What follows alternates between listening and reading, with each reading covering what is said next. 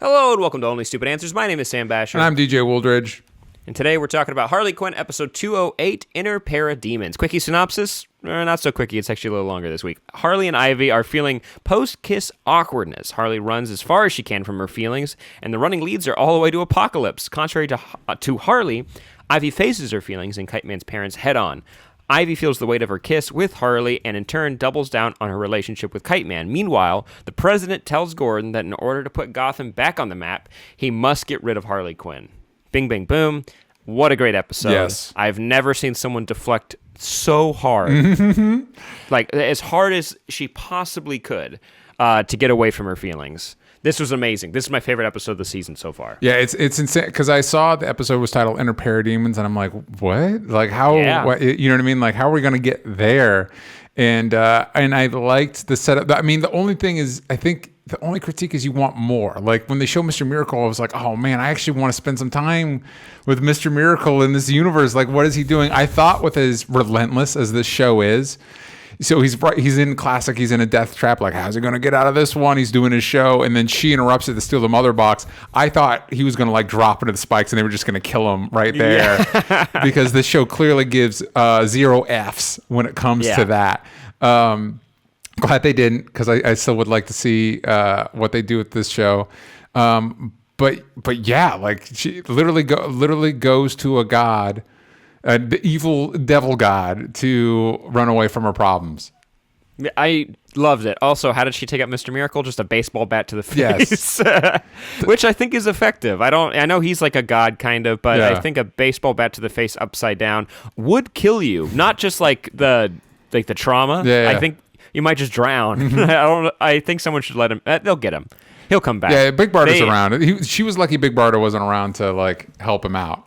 Mm-hmm. And Dr. Psycho, I like that they kind of like leaned into he's like Omega level. He's like Alpha level. He's like a big time supervillain that's just hit a rough time right now because of he can't politically incorrect that he sucks. Yeah. He sucks as a person, so no one can really get behind him. But I like the idea that he tried to get a Parademon army years ago, and he couldn't hack it. He got. What do you think happened? He got stage fright because he had to fight an old woman. Yeah, he saw Granny Goodness, and then he's like, well, so this is where I chickened out. So and because it's clear that he might have done okay because he's able to like help Harley through that. By the way, I'd like to point out that the voice of Darkseid is Michael Ironside, who thank you. I couldn't figure it out. Yeah, it seems like the DC's go-to to voice that character because he voiced it in the Superman cartoon as well, and in like a lot of like the Lego DC supervillain games and whatnot. And I like that they lean into this idea that maybe Darkseid, because of his power, can like look into the dark parts of your soul and starts like unpacking Harley's stuff. And she's like, wait, you need to, what are you, my psychiatrist? You need to dial this back. I thought that was a funny bit. R.I.P. to Bug Forger. Yeah, that's what I'm saying. Yeah. That's what I'm saying with Mr. Miracle. Like I kind of expected that as well. Like, oh, guess what? Screw you. You're done. Yeah, I think I like that idea that it's just like, yeah, I mean, that's crazy that character lasted for so long. Mm-hmm. That's crazy. He's just a regular guy. Yeah. He's not even a god, right? I mean, comic book fans, you'll figure that out. Yeah. You'll give me an answer. But wow, he is super dead. Yes. They don't have a plot for him. He's over on Young Justice right now as a literal bug rolling around. He's not quite as dead as he is in this one. Man, and Granny Goodness, I don't think she's dead. But she is bleeding a lot from her head. Yeah, she's bleeding a lot from her head. And what did you think about like? So obviously, yeah, Jim Gordon calls the president, also played by Andy Daly, finds out Harley Quinn's the last remaining hero, implying we were talking about a little bit about this off camera, implying that maybe Bane's dead, but it's the classic like Disney fall into a pit of fire. And on this show, you know, there's no corpse. He's probably still around. And they're not afraid to show a corpse. Exactly. They're not afraid to really, really show you just how awful someone's going to die. Exactly. Hence Forager. Yeah, exactly. So Gordon gets the word, Gordo gets the word that he needs to get rid of Harley Quinn. And of course, despite Batgirl's best efforts, it escalates and both assemble armies, Harley Quinn with Parademons and Commissioner Gordon, the citizens of Gotham, I think rightfully angry that their city has been taken over by villains. And the Parademons decimate the Gordon's army. Was that to me? I was like, is this a bridge too far? Like, I know it's like jokey and fun, but like, she's murdering civilians right now. Does this push Harley's character a little bit too far on the villain side? I know there's not going to be consequences or anything.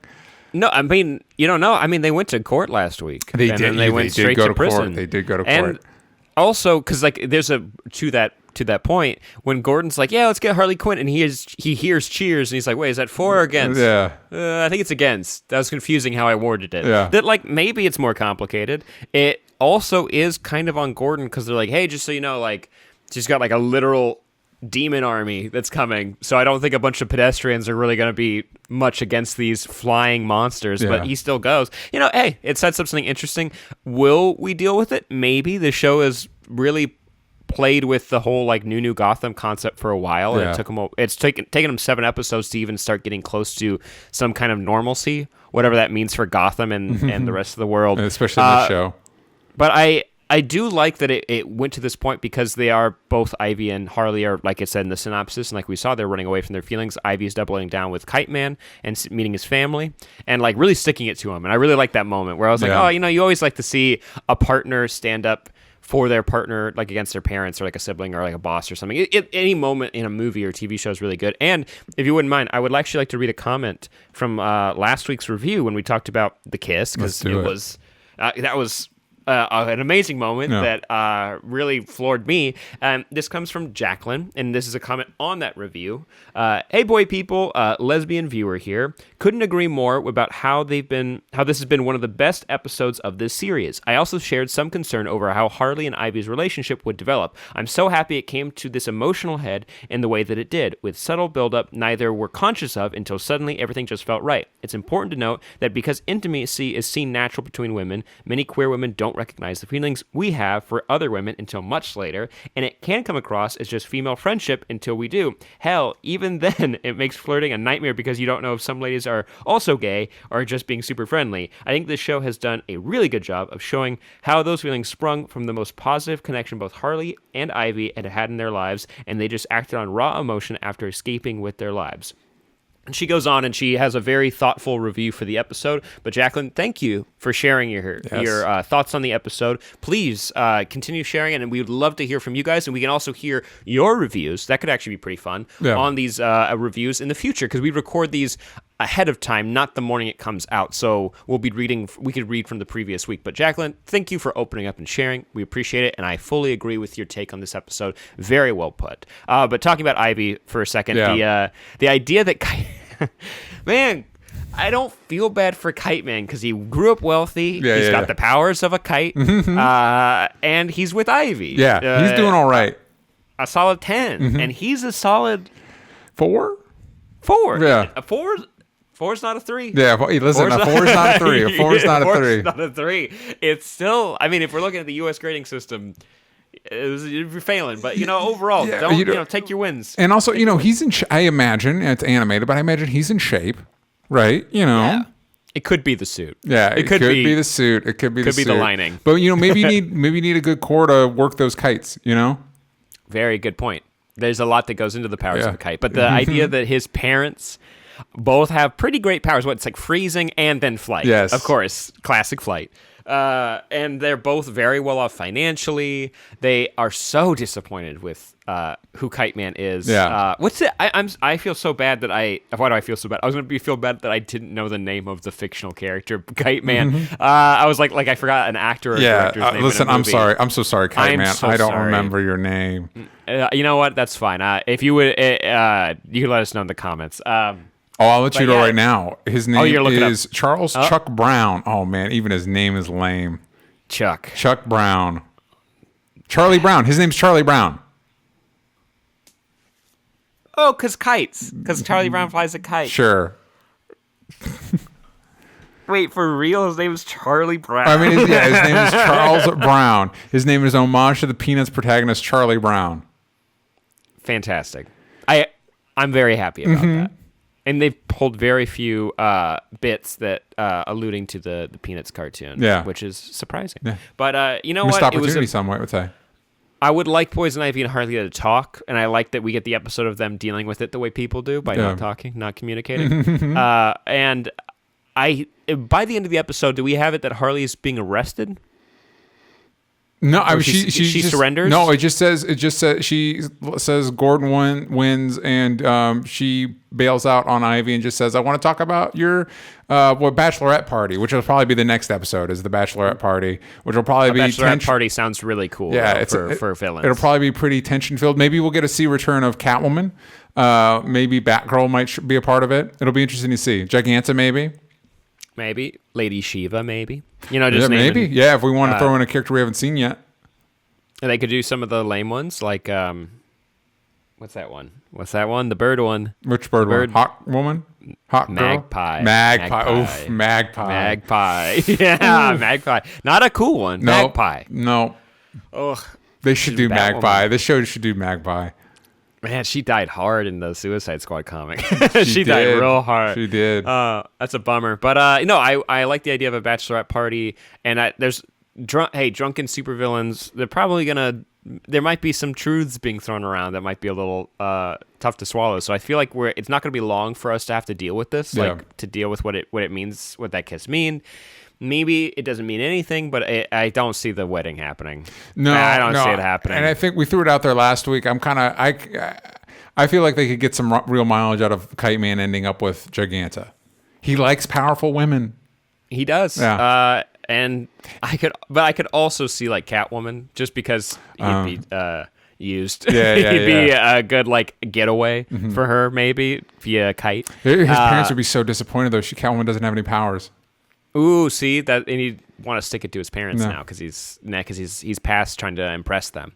This is my favorite episode of the season. I like the idea that it's like a She-Ra or like He-Man, where it's like they pick up the staff. I've never seen that before, and she gets like a cool Apokolips armor. Yes, and it disappears when she breaks the staff. All of that, super cool, super on board with that. Dr. Psycho's left the team because he's being a little baby. Yeah, it'll be interesting to see how they play that, because they play it like it's a big moment. Like this might come back to haunt the team a little bit.